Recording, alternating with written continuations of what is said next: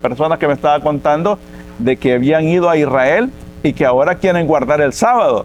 Es que no importa dónde vayamos y lo que veamos y escuchemos, tenemos la verdad de Dios, que es su palabra, y ella nos dice qué hacer para nosotros, personas que vivimos en este mundo y que vivimos en regiones alejadas a Israel, pero que somos creyentes en Él en esta época. El no seguir las reglas de estudio hace que las personas sean tan extrañas a la verdad. Ahora, el primer error, algunas veces al estudiar la Biblia, es buscar significados ocultos. Dios quiso decir lo que dijo y dijo lo que quiso decir. Él nunca se contradice en la Biblia. Él siempre, su verdad permanece por siempre. Y por eso Él es verdadero y todo hombre es mentiroso. También, por supuesto, al ir a la Biblia encontramos en ellas métodos o verdades maravillosas como las parábolas o esas comparaciones cuando el Señor dice que nosotros somos como ovejas, aunque no somos ovejas, pero Dios está usando el lenguaje figurado para hablarnos de eso. Entonces en la Biblia encontramos un lenguaje figurado que Dios ocupa, pero que no nosotros podemos decir cosas que no son de las Escrituras usando el lenguaje figurado. También es importante entender que Dios nos ha pintado cuadros en la Biblia, por toda ella. La Biblia no es un libro como cualquier otro. Es un libro que no solo contiene la verdad de Dios, sino que es la verdad de Dios. Estamos estudiando un libro precioso en el cual tenemos que abrir nuestro corazón siempre para decirle, Señor, enséñame tu verdad. Yo quisiera que fuéramos al libro de San Juan, el capítulo 5. Me parece que hay un pasaje muy interesante a estudiar.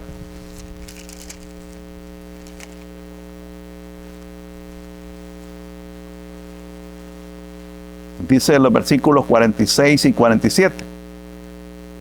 Porque si creyeseis a Moisés, me creerías a mí, porque de mí escribió él. Pero si no creeréis a sus escritos, ¿cómo creeréis a mis palabras? El Señor Jesucristo está diciendo, Moisés escribió de mí. Pero al ir a la Biblia nunca vemos a Moisés diciendo Jesús o Jesucristo.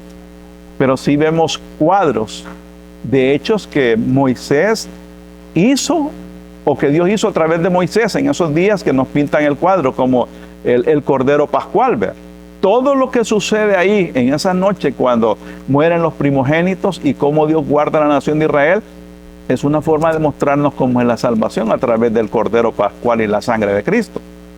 En la Escritura luego vemos a Moisés en el desierto cuando Dios le dice hacer una serpiente de bronce para que aquellas personas que están ahí sean sanadas.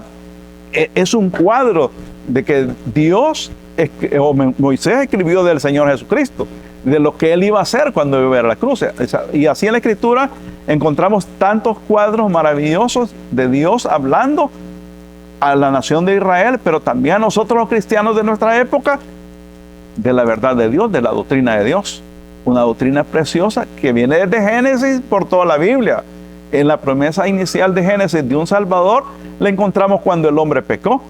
Y toda esa realidad de vencer a la serpiente. Así que necesitamos comprender el propósito claro por el cual Dios nos ha dado las Escrituras. Yo quisiera que fuéramos a 2 de Timoteo 3, 15 al 17. A mí me tocó la mejor parte ahora, ¿verdad? Con el sol, ¿verdad?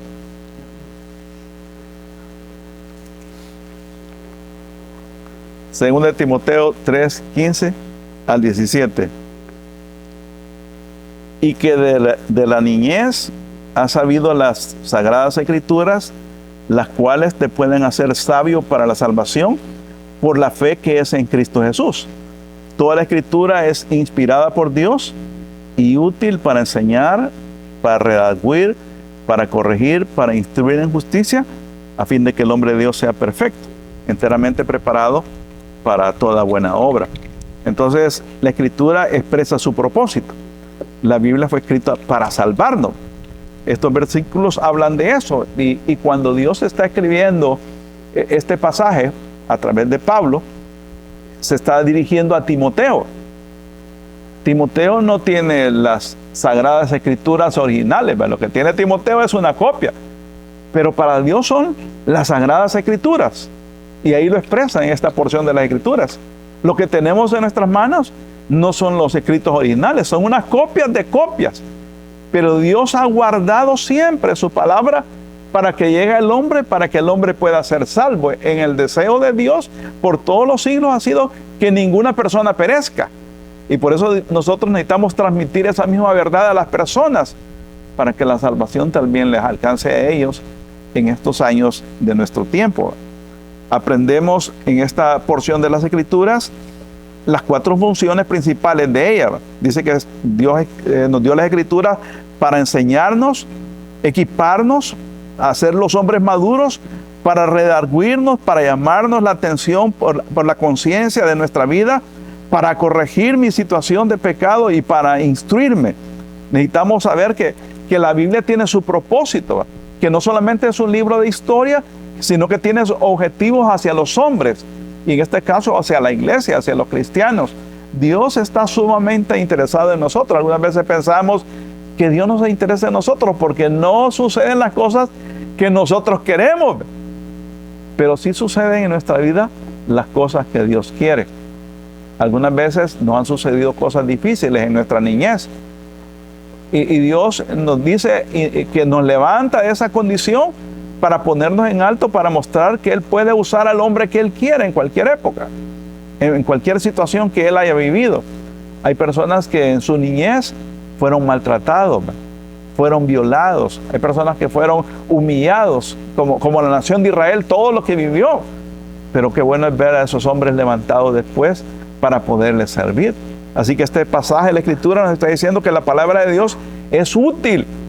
Y la pregunta a hacernos es, ¿qué tan útil va a ser para mí? ¿Qué tan provechoso va a ser para mí? Y va a ser tal cual nosotros nos dispongamos, porque Dios está dispuesto a trabajar en cualquier hombre. Él quiere que todos los hombres sean salvos. Él quiere que todos los hombres le sirvamos. Algunas veces en la iglesia decimos nosotros, yo no le quiero servir a Dios. Y algunas veces porque ya no necesitamos, porque tenemos los recursos necesarios para vivir. Hay gente que piensa así, pero Dios está interesado en nosotros siempre, en nuestra vida, y para que podamos continuar trabajando para Él. Y por eso necesitamos ir a ella constantemente con un corazón dispuesto, estar meditando en ella. La carga para Josué fue que meditara la palabra de Dios de día y de noche. Por supuesto, Josué tenía muchas cosas que hacer, pero aquella porción que había leído la estaba meditando al ir a su casa, en sus quehaceres diarios, al estar con la demás gente del pueblo. Y qué bueno cuando meditamos eso. Necesitamos, en el libro de Salmos dice que necesitamos memorizar, necesitamos contemplar, necesitamos comparar, necesitamos guardar en nuestro corazón, necesitamos aplicarla. Y algunas veces los cristianos olvidamos eso, ¿verdad? ¿Qué tan importante es eso? Nuestros días vemos que la gente se está preparando cada día para el pecado, ¿verdad? Para el mal. Estamos viviendo ya casi la misma condición de los hombres en los días de Noé. Pero también en los días de Noé habían hombres dispuestos, como Enoc, que caminaba con Dios, que hablaba con Dios, que escuchaba la voz de Dios, que estaba dispuesto a seguirle hasta donde fuera. Y Dios dice que entonces Él decidió tomarlo para Él. Entonces Dios anda buscando personas así, que estén dispuestas con todo su corazón a esforzarse. Por los años que tengo de cristianismo, yo he visto personas con muchos recursos y habilidades. Recuerdo un pastor que una vez encontró a sus amigos en un centro comercial, y entonces se reunieron como aquellos que habían estudiado bachillerato y empezaron a hablar de lo que eran. Y uno dijo, bueno, yo soy médico, soy un especialista y tengo tal clínica. Otro dijo, bueno, yo soy abogado y tengo mi bufete de abogados. Otro dijo, yo soy agrónomo y tengo mis tierras, mi ganado. Y entonces le preguntaron a él, ¿y tú qué eres? Y él dijo, yo soy pastor. Y le dijeron, pero si tú eras el más inteligente de todo el grupo que estudiábamos ahí en la universidad, ¿verdad? Y él dijo, bueno, la inteligencia fue tal que cedí mi voluntad a Dios para que Él hiciera con mi vida lo que Él quisiera. Y es un tremendo predicador de la palabra de Dios. Entonces algunas veces nosotros pasamos los días y no disponemos nuestro corazón para decirle, Señor, como Isaías, ¿verdad? Señor, heme aquí, envíame a mí. Señor, mi corazón está dispuesto para ti. Mi corazón te anhela celosamente. Quiero prepararme para ser la persona que tú quieres, Señor, para ir a esos pueblos, a esa montaña.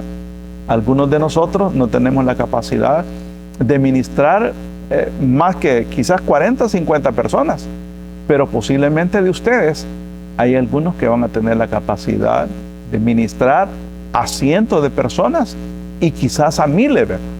Yo recuerdo en mi época de ser joven de la iglesia, habían algunos que los menospreciaban, ¿verdad? Porque eran personas muy humildes, porque quizás no tenían un buen aspecto físico, pero se dispusieron con todo su corazón para Dios. Y yo conozco un pastor que tiene una congregación como de 400, 500 miembros en la ciudad. Entonces, ministrar a esa cantidad de personas no es fácil, pero Dios dio la capacidad a él por la disposición de su corazón para él. Y en su congregación hay mucha gente de dinero, muchos profesionales, y él no es más que un bachiller, pero tiene un corazón dispuesto para que Dios lo use y hable a través de él presentando su verdad. Y cada vez los hermanos están alrededor de él diciendo, hermano, ¿y qué dice Dios en cuanto a tal cosa? Y él da su consejo, él da su opinión basada en las Escrituras, pero él está cada día anhelante de estar en la palabra de Dios para siempre tener el consejo oportuno de Dios para las personas. Yo creo que Dios anda buscando personas así. Y las puede encontrar de cualquier lugar del mundo, hasta en un lugar así como este, un tanto fuera de la ciudad, ¿verdad? Aquí en Panamá. Porque Dios anda buscando obreros así. Recuerdan de ese profeta, ¿verdad? Que era un boyero, es decir, alguien que andaba con un ganado ahí, con unos bueyes, ¿verdad? Y fue el profeta de Dios. Entonces Dios anda buscando hombres así en estos días. Y quiere desafiarnos para decir, Señor, aquí estoy, pero quiero estar en tu palabra para que tú seas glorificado a través de mí, Señor, para que tú me uses para tu gloria. Quiero prepararme para ti. Quiero disponer mi corazón. Y por supuesto, Él va a ir trabajando en nuestro carácter, va a ir trabajando en ese énfasis de perdón que habla el hermano.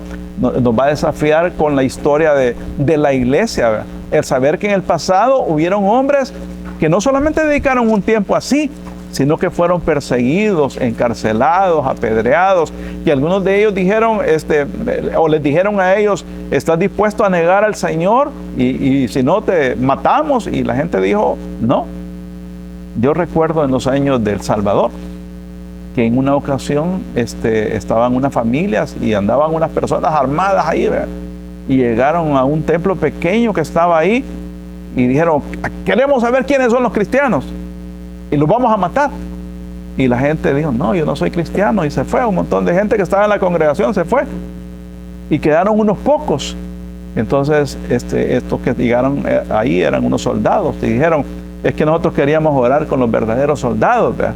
Y qué bueno que ustedes son los verdaderos cristianos, porque ustedes, los demás, no eran más que la fachada de ser cristianos, no estaban dispuestos a arriesgar su vida, ¿verdad? Algunas veces en esos años de la guerra en El Salvador, el cristianismo no era tan fácil de vivir, especialmente en el campo, ¿verdad? Porque la guerrilla llegaba a tu casa y te decía, dame de comer, y llegaban armados y la gente le daba de comer. Y llegaban los soldados a pedir comida y también les daban de comer. Y la guerrilla decía, estos apoyan a los soldados, ¿ves? Y los soldados decían, estos apoyan a la guerrilla, decía, pero la gente común y corriente decía, pero si nosotros tan solamente les damos amor al que venga acá. Y a mucha gente así la mataron, por vivir para Dios, para hacer lo correcto. Entonces vamos a tener tiempos difíciles, pero qué bueno es que dispongamos nuestro corazón a Dios y le digamos, Señor, aquí estoy y úsame para tu gloria como tú quieras, porque no hay nadie como Él para hablarnos en su palabra y para prepararnos para ser las personas con el correr de los años útiles para Él.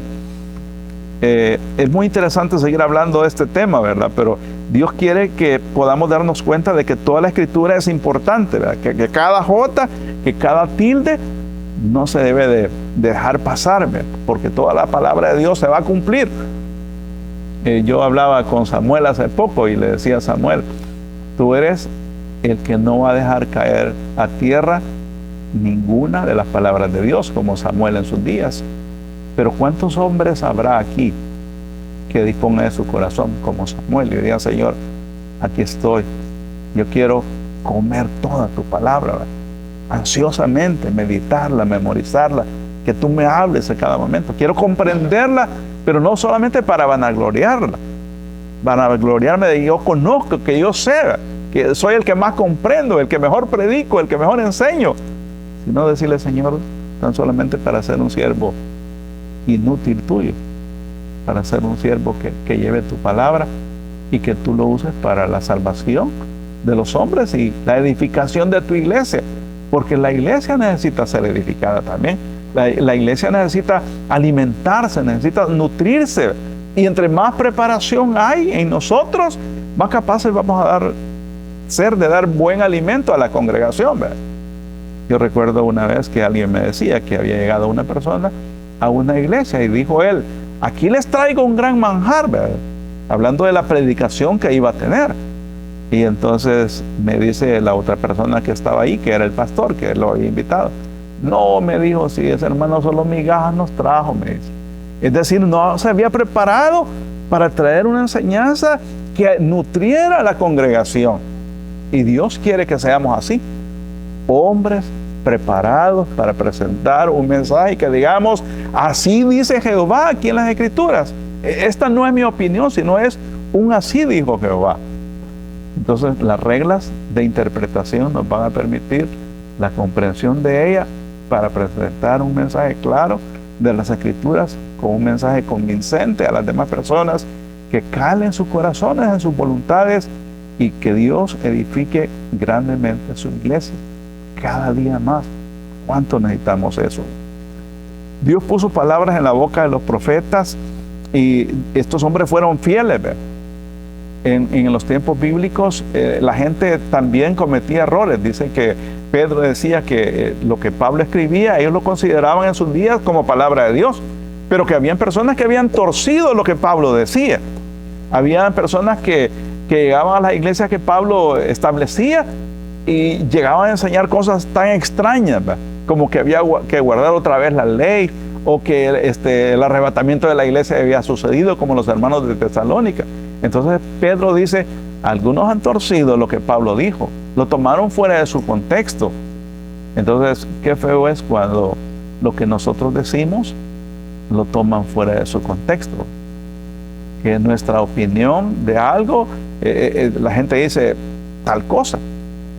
Hace unos pocos días estábamos en una velación y estábamos hablando de una vecina que es bien problemática, con medio mundo tiene problemas.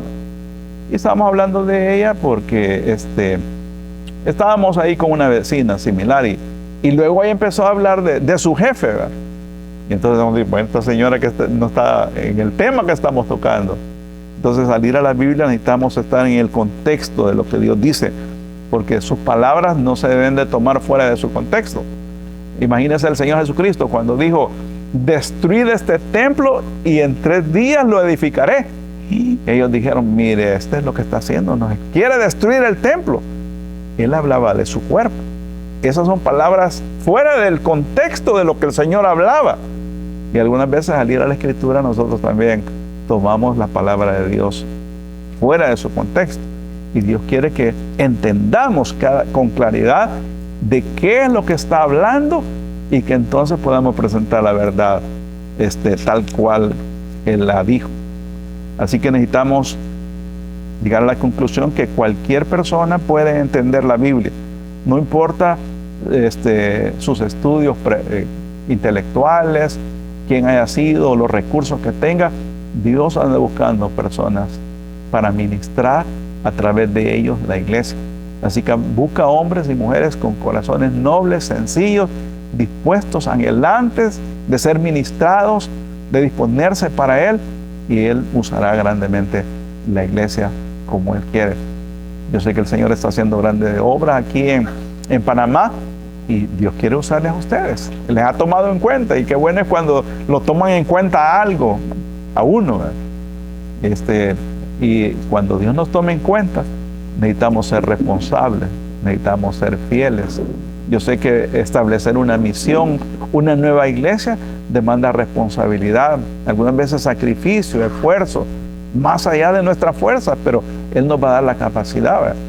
Pero hay personas que cuando empiezan algo y de repente aquello no avanza, dicen, no, hay que quede esa obra, ¿verdad? Y Dios quiere que a pesar de eso salgamos adelante, de esas dificultades. Hay personas como en el campo, ¿verdad? Se siembra y de repente las inundaciones, ya no hubo fruto. Pero el siguiente año el campesino está volviendo a sembrar. Y quizás un poco adelante en el año vuelve a sembrar, esperando de que va a haber fruto. El pastor así tiene que ser, ¿verdad? Ir a sembrar la preciosa semilla, sabiendo que tarde o temprano va a haber fruto. Algunas veces nos toca tal cual las escrituras, ¿verdad? Pablo dice, yo sembré, Apolo regó, pero quien dé el crecimiento es Dios. Algunas veces nosotros sembramos, pero no vemos la cosecha. Otros ven la cosecha. Algunas veces hay personas que nosotros le hablamos de Cristo y la gente nada, ¿verdad? Pero la semilla ahí quedó sembrada. Otra persona viene y le gana para Cristo y luego está establecida en esa iglesia, en ese lugar. Así que Dios bendiga su palabra, Dios edifique a su iglesia, Dios nos prepare para lo que seguiremos estudiando en las clases posteriores el día de ahora, el día de mañana. Gracias por este tiempo, bendiciones.